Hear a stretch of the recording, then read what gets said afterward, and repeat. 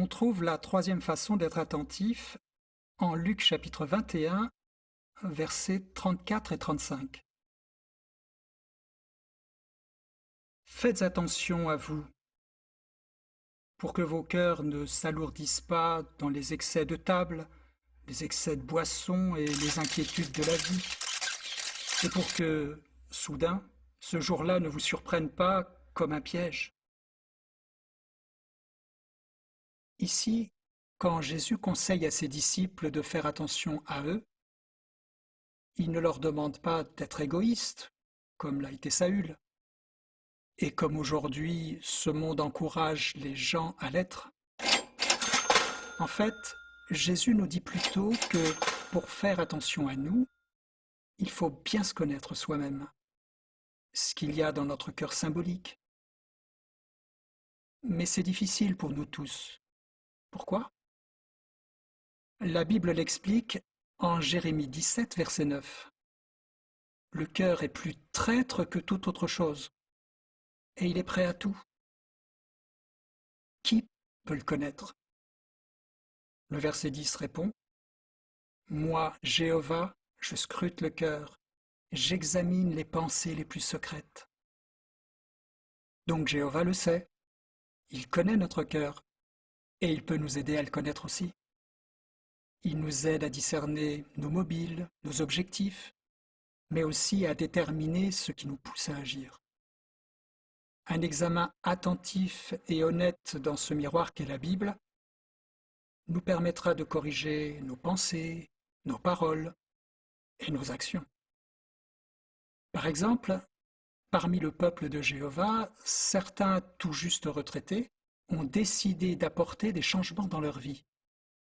Ils laissent derrière eux une situation très confortable pour simplifier leur vie et servir Jéhovah plus pleinement.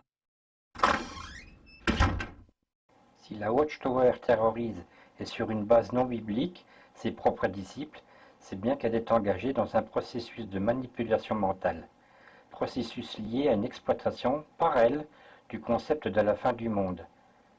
Dès cette page 14 et au paragraphe 3 et 4, la Watchtower établit un parallèle entre les jours de Noé et l'époque actuelle.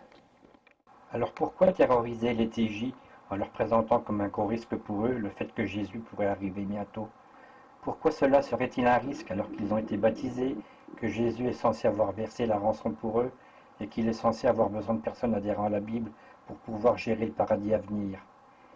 La problématique est donc totalement inversée puisque selon le Nouveau Testament, ce sont ceux qui ont combattu contre le Christ qui ont beaucoup à perdre lorsque le Christ revient. C'est-à-dire lorsqu'il revient et non pas, comme le dit la Watchtower, qu'il est présent. La parousie amène à une notion de déplacement. Le parallèle avec la période de Noé étant établi, on en vient maintenant à la chronologie, toujours à partir de la date de 1914, comme il convient. L'état d'urgence est donc décrété, 1914 plus 120, cela donne 2034, mais la Watchtower ne citera jamais 2034, tout se fait par association d'idées.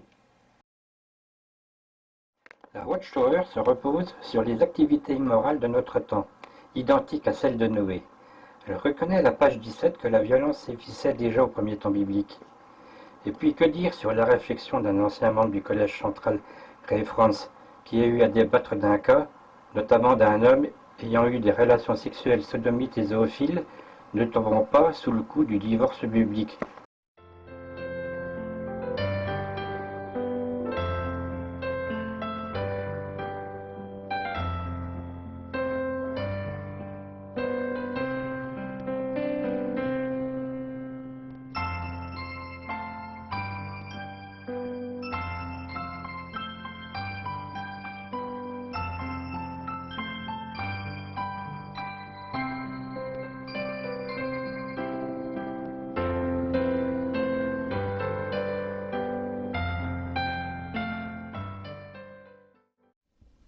Au milieu d'un autre tas de banalités, la Watchtower revient sur la date de 1914, qui est la pierre angulaire de sa théocratie. Le royaume institué dans les cieux, bien à l'abri des regards, est bien la preuve de la parousie, selon ses certitudes. À ce propos, je vais revenir un moment sur ce que la Watchtower appelle la parousie. qui est comme une chape de plomb au-dessus des têtes des TJ, lesquels n'ont même pas part à l'alliance contractée lors du dernier repas avec Jésus. Dans son livre « Témoin de Jéhovah, prédicateur du royaume de Dieu », édité en 1993, elle présente comme un détail, comme on dit le diable est dans les détails, elle présente comme un détail la traduction de parousie par présence. On peut traduire parousie par présence, mais évoquer une présence invisible, c'est faire le grand écart. Ce que beaucoup ignorent, ce sont les liens qu'entretenait Russell avec le milieu christadelphien. Ils lui permettront d'obtenir les droits d'auteur de cette traduction du Nouveau Testament profondément unitarienne.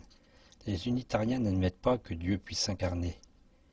Charles Taze Russell fréquentait les christadelphiens, au point où la communauté attendait sur le pont d'Allegheny, en robe blanche, les nuits d'octobre 1914, d'être enlevé vers les sphères célestes. Ces liens sont attestés par Edmond Gruss dans son livre Les apôtres du déni. La doctrine russellite, avant 1915, de la parousie se résumait ainsi. 40 années pour rassembler le reste des 144 000 oins jusqu'à l'enlèvement en octobre 1914. Mais ce point de vue ne faisait pas l'unanimité à cette époque. Le dictionnaire biblique Vigoureux, encyclopédie des sciences ecclésiastiques, rien que ça, est très clair. Pour reprendre l'analogie avec la période de Noé, la parousie du temps de Noé, c'est le déluge, alors que pour la Watchtower, c'est la construction de l'arche. Pour Russell, le plan était simple. Établir un royaume des cieux virtuel en 1914, nettoyer les écuries d'Augias de la Watchtower, s'autoproclamer l'intendant fidèle et instaurer la théocratie pour la ruine des TJ, et en avant Guingamp. Tout ceci repose sur le fantasme de la présence invisible du roi intronisé. Le message est prêché, en attendant la séparation tant attendue des brebis et des boucs, donc du jugement. Pour justifier son eschatologie, la Watchtower dit que dans 2 Pierre, chapitre 2, verset 5, Noé est appelé un prédicateur de justice. Faut-il donc comprendre que Noé aurait fait effectivement le tour de tous ses contemporains? Écoutons l'organisation. La Bible déclare que Noé est un prédicateur de justice. Nous lisons en 2 Pierre 2, verset 5, « Il ne s'est pas retenu de punir un monde ancien, mais a préservé Noé, prédicateur de justice, avec 7 autres, quand il a amené un déluge sur un monde d'impies. » Il avertit courageusement les gens qu'une destruction va bientôt venir sur eux. Comment réagissent-ils? Jésus dira plus tard à leur sujet, « Ils n'ont pas été attentifs. » Matthieu 24, versets 37 à 39. Mais que dit Jésus? Le constat est clair, ils n'ont pas été prévenus. Alors en quel sens Noé a-t-il été prédicateur de justice? Le terme dikaiosune emporte l'idée de droiture approuvée par Dieu, de pratique de la justice, voire de justice personnifiée. La seule présence de Noé manifestant l'état de droiture a suffi. Il n'a jamais informé ses contemporains concernant l'arche, ni l'usage qui en serait fait, ni la nature de la catastrophe qui viendrait. C'est Jésus qui le dit. Quand Dieu a pris la décision du déluge, les contemporains de Noé étaient déjà morts. Mais cette position n'est pas dénuée d'intérêt pour l'organisation qui prétend représenter le vrai Dieu. Il s'agit bien de consolider son modèle prophétique pour asseoir confortablement sa théocratie. Ambiance Arche de Noé. L'intérieur du paradis version Watchtower. L'arche symbolique que tente d'imposer la Watchtower, mais au nom de quoi? Une prétendue étude biblique clandestine dans les combles d'une maison pour échapper à la police, téléphone portable et tablette entre les mains? Quelle rigolade! Devant la grande tribulation à venir et empreinte du judaïsme, la Watchtower nous fait son grand jubilé. 1875, 1925, 1975, et pourquoi pas 2025, date butoir de la fin de l'annonce de la bonne nouvelle, à chaque fois de la tambouille réchauffée. C'est surtout un atavisme où un besoin de proclamer une fin du monde ne peut se contenir, une proclamation, une profession de foi symbolisée par une corne de bélier, comme expliqué dans les encadrés. C'est un appel du pied pour en finir avec ce monde, dans un bain de sang qui plaît tant aux démons. 1875, L'année où Russell se sent investi d'une mission divine, après avoir peaufiné la doctrine parmi les adventistes.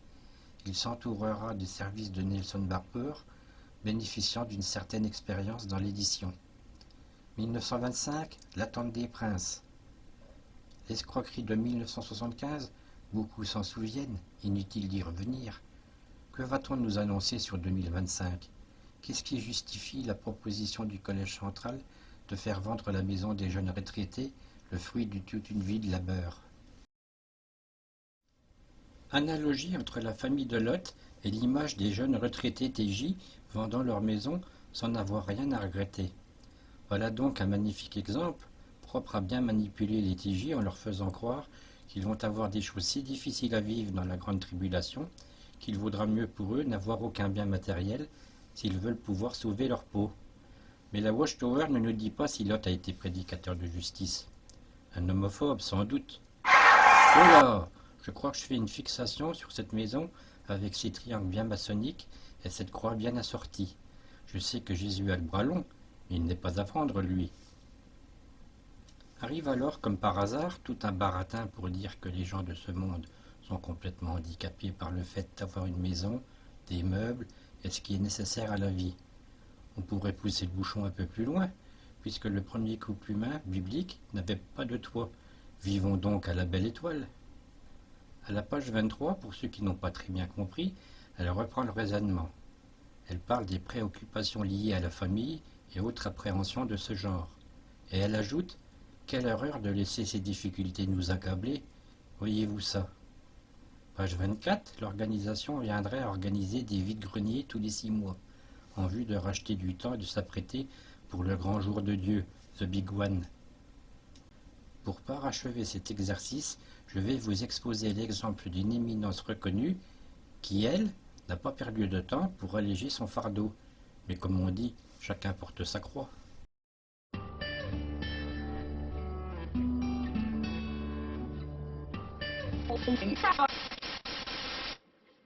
David did it as he played on his harp. The Levites did it regularly at the temple. Jesus did it shortly before being executed. Paul and Silas did it while in stocks deep in a prison dungeon. The resurrected anointed do it as they stand before Jehovah's throne. Qu'est-ce qui peut pousser Steve Lett et les oins ressuscités à s'inscrire dans la continuité de David, des Lévites, de Jésus, Paul et Silas, et à chanter des louanges à Jéhovah, le cœur débordant de reconnaissance, du business florissant sans doute? Un ex-TJ, Phil, dont le pseudonyme The Blue Envelope est associé à une chaîne YouTube en description ci-dessous, a décidé de faire quelques recherches autour de Stephen Lett et de sa famille. Il a commencé par s'intéresser aux parents. Le père s'appelle Mark Lett et la mère, Jean. Eux-mêmes étaient pionniers spéciaux à Clarksville, en Arkansas. Puis ils ont été affectés dans un territoire rural en Illinois. Mais en 1975, cette famille très théocratique abandonne le service de pionnier spécial et fait l'acquisition d'une maison dans le sud de l'Alabama, au bord de la mer, sur le golfe du Mexique. Donc les parents de Stephen Lett vont vivre sur place, dans un site tout à fait remarquable, en pratiquant la spéculation immobilière. Pas dégueu le site aujourd'hui. Ils récupèrent de vieux bâtiments qu'ils retapent et revendent, puis ils récupèrent des terres qui ne valent rien. C'est typique de la méthodologie de la Watchtower, qui a construit notamment les sites de Warwick et Chelmsford sur des terrains pollués. La famille Lett va se créer un petit empire immobilier. Cette première propriété n'est pas très chère, 6 000 $ payés en 3 fois sur 24 mois. Un pécule pour une acquisition en date du 13 septembre 1975 pour ce couple de pionniers spéciaux ayant tout donné en attente d'Armageddon qui ne viendra pas. Lui, c'est le frère de Steve Lett, Tim, qui a poursuivi la politique immobilière de ses parents sur place, dans le comté de Baldwin, en Alabama, au bord de la mer. Lors de cette interview, il venait d'y créer un restaurant à thème assez important, le Pirate Cantina, comme en 1785, au temps des pirates. En avril 2019, le même restaurant, à peine obtenu, n'a pas eu le succès escompté. Il a malencontreusement subi une combustion spontanée. Non, non, ne riez pas. Pendant ce temps, loin de là, Steve et Susan Lett se marient et l'on découvre que les deux deviennent pionniers spéciaux en 1971. Leur territoire se trouve beaucoup plus au nord et c'est en 1979 qu'ils passent dans le service itinérant. Quelques années plus tard, ils intégreront le siège international. L'appel n'attend pas. On retrouve en effet la petite entreprise Lett, 3 personnes, dans les annuaires professionnels locaux, et celle-ci reconnaît encaisser $1 million de bénéfices chaque année. Jusque-là, il n'y a rien qui implique directement Stephen Lett et Susan Lett. Seulement, un document de 2013 montre que, tandis que Steve Lett et sa femme font carrière au plus haut sommet de la Watchtower, ils sont en réalité copropriétaires des possessions immobilières du reste de la famille Lett. On voit clairement que Steve Lett et Susan Lett sont impliqués dans le trust familial immobilier Lett. Leurs noms apparaissent clairement dans le document. Or, ils sont béthélites. Ils sont membres de l'ordre qui y prête serment pour mener une vie de pauvreté sans rien posséder personnellement. Vœu d'obéissance et de pauvreté à l'ordre de serviteurs spéciaux à plein temps des témoins de Jéhovah. Cela implique de vivre un style de vie simple et non matérialiste et de s'abstenir d'un emploi séculier. Afin de passer au travers des gouttes, il se fait connaître vis-à-vis d'une partie de ses relations comme Stephen Lett et vis-à-vis d'une autre partie de ses relations comme Mark Stephen Lett. Il se nomme comme son père Mark. Mark R. Lett, mort en 1986. Toute la carrière de Stephen Lett au Bethel, puis au Collège central, se fera donc avec un portefeuille de biens immobiliers particulièrement rempli. Le 16 septembre 1991, Stephen Lett se déplace de la circonscription où il sert en tant que surveillant de circonscription, à Onslow, en Caroline du Nord, jusque sur le golfe du Mexique, pour comparaître devant un homme de loi afin de signer devant lui une procuration en faveur de son frère Tim. Et voici le fruit de la collaboration de la famille Lett et l'objet de la procuration signée devant le notaire. Ainsi, nous avons la preuve que Stephen Lett et son épouse se préparent à entrer au Bethel tout en possédant un capital immobilier. Ici, nous avons les signataires de la vente, c'est-à-dire le trust familial Lett, qui se débarrasse de la totalité du secteur, environ 3,5 hectares, pour la somme de $10. Mais il est ajouté « an other good and valuable consideration in unpaid ». Et ça veut dire que les $10, c'est la transaction officielle, mais qu'on ne connaîtra jamais le montant réel de l'argent encaissé par le trust Lett, puisque celui-ci est payé sous la forme d'un tout de table, versé en liquide directement dans le bureau notarial. Madame veuve Jean Lett pourra néanmoins jouir d'une petite propriété aimablement fournie par Jéhovah pour bons et loyaux services, et par l'intermédiaire de son fils Tim en 1995. Oh, 3 fois rien, 2000 mètres carrés en bordure de mer, c'est bien la moindre des choses. Une vieille borne électrique, 3 gamelles pour 3 chats, des abords mal entretenus, il n'y a pas de doute, c'est une maison de vieux. Poursuivons le tour des propriétés. 2 propriétés jumelées au nom de Tim et Jean Lett de 2,3 hectares pour une valeur estimée fiscalement à $970 000. Il s'agit en fait du Pirate Cantina qui a brûlé il y a 2 ans et qui s'est reconverti en musée d'antiquités. Sur les 2 avis fiscaux, les adresses correspondent au 33 800 et 33 802 Highway 98. La partie jaune, c'est le restaurant, et la partie rouge, un terrain avec un hangar. Ah, mamie Lett, en vérité, je vous le dis, vous avez déjà votre pleine récompense. Une petite dernière. Une propriété de 2 lots de 15 mètres sur 75 mètres, dont un construit d'une valeur fiscale de $519 000. Elle appartient pour moitié à Tim Lett et pour l'autre moitié au couple béthélite Steve et Susan Lett. Alors, qui sont ces gens pour conseiller les TJ de simplifier leur vie ?